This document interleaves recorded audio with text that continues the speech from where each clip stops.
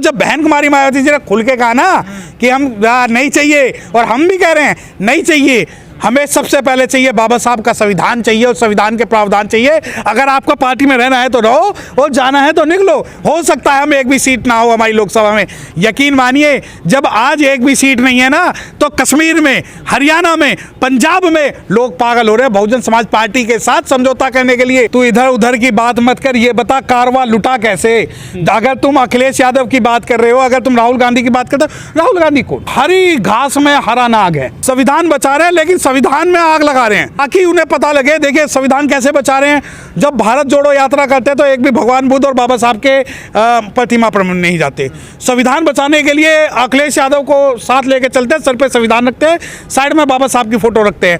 उसके तुरंत बाद ही रातों रात भाजपा से मिलकर बाबा साहब डॉक्टर भीमराव अम्बेडकर साहब की प्रतिमा को उठवा देते हैं। भाजपा को लोग कितना ही बुरा कह लें, भाजपा को कितना ही संविधान विरोधी कह ले, परंतु जितना नुकसान संविधान का, संवैधानिक प्रावधानों का, रिजर्वेशन का, जजमेंट के माध्यम से कांग्रेस ने किया, इतना शायद आने वाले 100 साल में कोई दूसरी राजनीतिक पार्टी ना कर पाए। राहुल गांधी और अखिलेश यादव का क्या है, मीठा मीठा गप गप फिका फिका थू थू। जब बात आएगी वोट लेने की तो बाबा साहब भी याद आएंगे, संविधान भी याद आएगा, परंतु जब इनके अधिकारों पर हनन करने की बात होगी तो राहुल गांधी एक शब्द नहीं बोलेंगे। अगर अखिलेश यादव उधम सिंह नगर का नाम बदल दे, पूरे भारत के अंदर कश्मीर से कन्याकुमारी और कच्छ से कोहिमा तक बहुजन समाज पार्टी के जो सिपाही हैं, बहुजन समाज पार्टी के जो नेता हैं, बहुजन समाज पार्टी के जो लोग हैं, वो सड़कों पर रहे। और यकीन मानिए कि एक अनुशासन पूर्वक संवैधानिक रास्ते पे चलते हुए बहुजन समाज पार्टी ने ये जो भारत बंद किया, इसमें किसी की भी मौत ना होना इस बात की सफलता है कि इन लोगों की लाठी बंदूक डंडे के आगे भी हम जो है अपना विरोध प्रदर्शन कर सकते हैं। अब बहन जी ने खुल के एक बात कह दी है ट्विटर के माध्यम से कि अगर आप आरक्षण का समर्थन करते हो तो पार्टी में रुको वरना चले जाओ। इससे खुलकर आप और क्या उम्मीद करते हैं कि कोई नेता बोल सकता है। देखिए ये राजनीति नहीं है बहुजन समाज पार्टी, ये एक मिशन है, एक विचारधारा, और इस मिशन और विचारधारा का प्रतिबिंब जो है बहन कुमारी मायावती ने आपके सामने लाकर दिखा दिया है। लेकिन सरकार ने 21 तारीख के बंद पर कुछ भी बयान नहीं दिया आज तक भी। नहीं, सरकार देगी क्यों, क्योंकि बंद सक्सेसफुल रहा। पूरे भारत के अंदर कश्मीर से कन्याकुमारी और कच्छ से कोहिमा तक बहुजन समाज पार्टी के जो सिपाही हैं, बहुजन समाज पार्टी के जो नेता हैं, बहुजन समाज पार्टी के जो लोग हैं, वो सड़कों पर रहे। और यकीन मानिए कि एक अनुशासन पूर्वक संवैधानिक रास्ते पे चलते हुए बहुजन समाज पार्टी ने ये जो भारत बंद किया, इसमें किसी की भी मौत ना होना इस बात की सफलता है कि इन लोगों की लाठी बंदूक डंडे के आगे भी हम जो है अपना विरोध प्रदर्शन कर सकते हैं। लेकिन बहुत सारे लोग हैं, नेता हैं, वो भी संविधान की बचाने की बात करते हैं, आरक्षण बचाने की बात करते हैं। कई नेता उत्तर प्रदेश से आते हैं। तू इधर उधर की बात मत कर, ये बता कारवा लुटा कैसे। अगर तुम अखिलेश यादव की बात कर रहे हो, अगर तुम राहुल गांधी की बात करते हो, राहुल गांधी को हरी घास में हरा नाग है। हरी घास में हरा नाग सुना है साहब। संविधान, हाँ संविधान बचा रहे हैं लेकिन संविधान में आग लगा रहे हैं ताकि उन्हें पता लगे। देखिए संविधान कैसे बचा रहे हैं, जब भारत जोड़ो यात्रा करते हैं तो एक भी भगवान बुद्ध और बाबा साहब के प्रतिमा पर नहीं जाते। संविधान बचाने के लिए अखिलेश यादव को साथ लेके चलते हैं, सर पे संविधान रखते हैं, साइड में बाबा साहब की फोटो रखते हैं। उसके तुरंत बाद ही रातों रात भाजपा से मिलकर बाबा साहब डॉक्टर भीमराव अम्बेडकर साहब की प्रतिमा को उठवा देते हैं। उसके बाद में क्या होता है कि सिर्फ ये दिखावा करने के लिए, ये दिखावा करने के लिए कि हम तुम्हारी रहनुमाई कर रहे हैं, खड़गे साहब को जो है नेता प्रतिपक्ष बनाने का जो है एक विचार रखते हैं, परंतु के सुरेश को ले आते हैं कि लोकसभा जो है स्पीकर जो है के सुरेश को बनाएंगे। के सुरेश जो अनुसूचित जाति जाते हैं, तो यकीन मानिए के सुरेश को स्पीकर बनाने का विरोध जो शुरू हुआ वो कांग्रेस के अंदर से हुआ, जो है अखिलेश यादव ने साइन नहीं किए। और आप मुझे एक बात बताएं, अगर राहुल गांधी इतने ही हमदर्द थे तो राहुल गांधी कह रहे थे ना के सुरेश के कारण मैं भी पार्लियामेंट से इस्तीफा दे रहा हूं, परंतु नहीं दिया। रात में इन्हें पता था, राहुल गांधी को, कांग्रेस को ये पता था कि जिस प्रकार जैसे ही सुप्रीम कोर्ट का डिसीजन आएगा हम तेलंगाना में और कर्नाटका में इसे लागू कर देंगे। तो सबसे पहले वर्गीकरण का जो क्रीमी लेयर का जो गैर संवैधानिक जो फैसला है उसे लागू करने की जो घोषणा की वो कांग्रेस राज्यों ने की, वो राहुल गांधी के अंडर में की। और राहुल गांधी जिसे आज संविधान कह रहे हो, सबसे ज़्यादा संविधान संशोधन हुए तो वो कांग्रेस के राज में हुए। सबसे ज़्यादा जो संविधान पे हमला हुआ वो कांग्रेस के राज में हुआ। सबसे ज़्यादा आपातकाल को आप सही मानते हैं, आपातकाल जो था वो प्रत्यक्ष रूप से संविधान को खत्म करने का प्रयास था।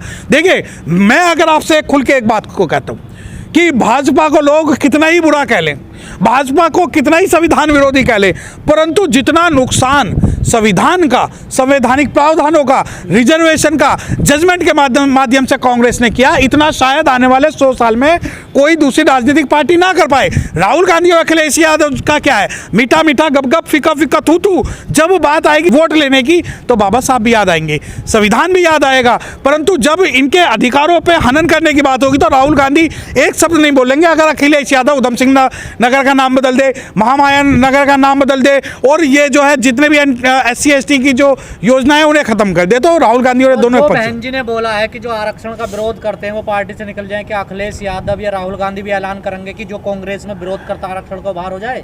विशेष अंग में दम होना चाहिए इनके, परंतु ये नहीं कर पाएंगे क्योंकि इन्हें पता है कि इस प्रकार जो है इनका वोट बैंक खिसक जाएगा, क्योंकि ये अनुसूचित जाति के लोगों को सिर्फ और सिर्फ वोट बैंक मानते हैं। और जब बहन कुमारी मायावती जी ने खुल के कहा ना कि हम नहीं चाहिए, और हम भी कह रहे हैं नहीं चाहिए, हमें सबसे पहले चाहिए बाबा साहब का संविधान चाहिए और संविधान के प्रावधान चाहिए। अगर आपको पार्टी में रहना है तो रहो और जाना है तो निकलो। हो सकता है हम एक भी सीट ना हो हमारी लोकसभा में, यकीन मानिए जब आज एक भी सीट नहीं है ना तो कश्मीर में, हरियाणा में, पंजाब में लोग पागल हो रहे हैं। बहुजन समाज पार्टी के साथ समझौता करने के लिए अगर 20, 25, 50 सीट हो जाती तो इस बार तो भारत की राजनीति बदल देते। तो क्या असली नेता दलितों की बहन जी हैं? बहन कुमारी मायावती के अलावा भारत के अंदर शेड्यूल्ड कास्ट, अनुसूचित जाति का कोई भी असली रहनुमा नहीं है। बी टीम का आरोप लगता है ना बहन जी? देखिए वो कौन लगाते हैं, हरिजन दरिजन कौन लगा रहा है? वो लगा रहे हैं, वो तो नहीं लगा रहे हैं, वो तो हरिजन और दरिजन लगा रहे हैं जिन्हें कहते हैं बी टीम। अब मुझे बताओ, ये जितने भी ये कहते थे कि हरिजन दरिजन बी टीम है, कहाँ कौन से बिल में घुस गए थे 21 अगस्त को? उसके अलावा जब बहन कुमारी मायावती स्टेटमेंट देती है कि कोई जगह नहीं है, तो कहाँ चले गए? अभी भी यकीन मानिए, अभी भी बीजेपी की तारीफ कर रहे थे। नहीं, मैंने क्या कहा है, जितना नुकसान भाजपा कर रही है उससे 1 लाख गुना ज्यादा नुकसान जो है कांग्रेस संविधान के साथ अनुसूचित जाति का कर चुकी है।